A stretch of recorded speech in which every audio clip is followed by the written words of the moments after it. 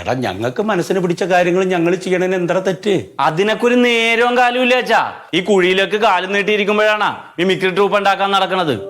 ഇപ്പൊ ആളുകൾ എന്തൊക്കെ പറഞ്ഞാ കളിയാക്കി ചിരിക്കണേന്ന് അറിയാമോ? നിങ്ങൾ അന്തസ്സുള്ള ഒരു SI ആയിട്ട് റിട്ടയർഡ് ആയ ആളാണ്. ഇത് കാണിക്കാൻ നടക്കലല്ല നിങ്ങളുടെ പണി.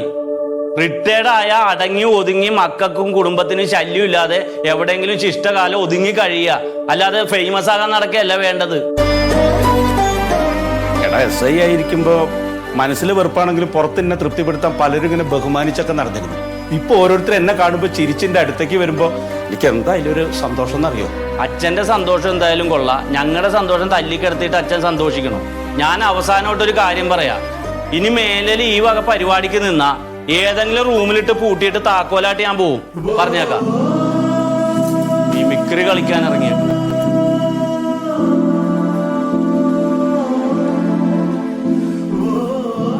അടുത്തു ആർക്ക് വേണ്ടി, എന്തിനു വേണ്ടി?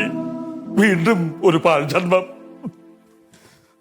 ആരെന്തൊക്കെ പറഞ്ഞാലും ഞാൻ ചിലത് തീരുമാനിച്ചിട്ടുണ്ട്.